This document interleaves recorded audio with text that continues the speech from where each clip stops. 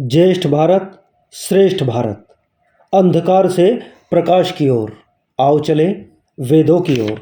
मैं मुकेश आर्य। काशी में धर्म सम्मेलन के दौरान एक ब्राह्मण ने स्वामी दयानंद से कहा कि आप शूद्रों एवं स्त्रियों के वेद पढ़ने की बड़ी वकालत करते हैं, जबकि शूद्र एवं स्त्रियों के लिए वेद पढ़ना निषेध है।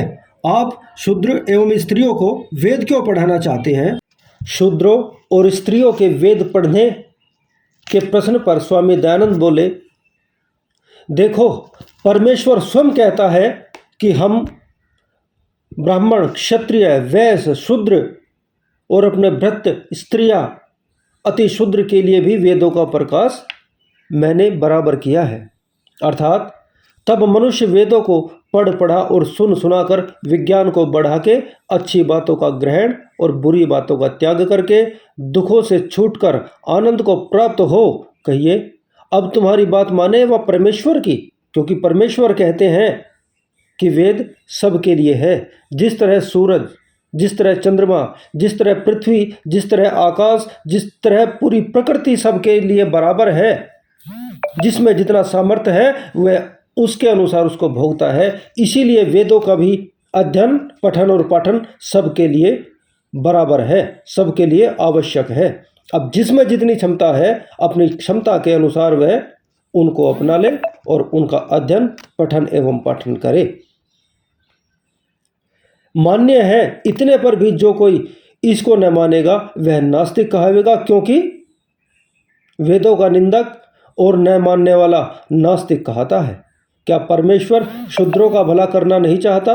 क्या ईश्वर पक्षपाती है कि वेदों को पढ़ने और सुनने का अधिकार शूद्रों के लिए निषेध कर दिया, स्त्रियों के लिए निषेध कर दिया? जो परमेश्वर का अभिप्राय शूद्रादि के पढ़ाने सुनाने का न है, तो इनके शरीर में वाक और श्रोत्र इंद्रिय क्यों रचता? जैसे परमात्मा ने पृथ्वी, जल, अग्नि, वायु, चंद्रमा, सूर्य और अनादि पदार्थ सबके लिए बनाए हैं, वैसे ही वेद भी सबके लिए प्रकाशित किए हैं।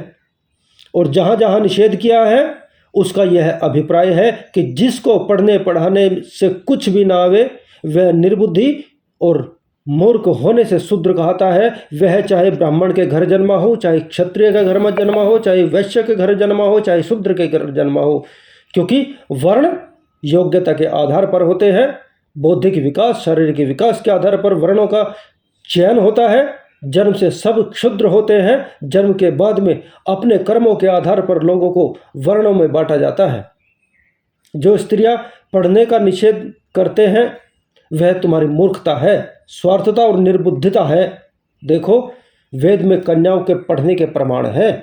आप वेदों को देखिए, कन्याएं शूद्र केवल शिक्षा के अधिकारी हैं, इनको शिक्षित करना अति आवश्यक है। एक सुदृढ़ और सक्षम समाज के लिए स्त्रियों का और क्षुद्रों का पढ़ना अति आवश्यक है, क्योंकि यदि स्त्रियां और शूद्र पढ़े लिखे होंगे तो समाज विशिष्ट होगा, समाज प्रगति की ओर जाएगा। इसलिए वेदों का ज्ञान सबके लिए बराबर है, सबके लिए समान है।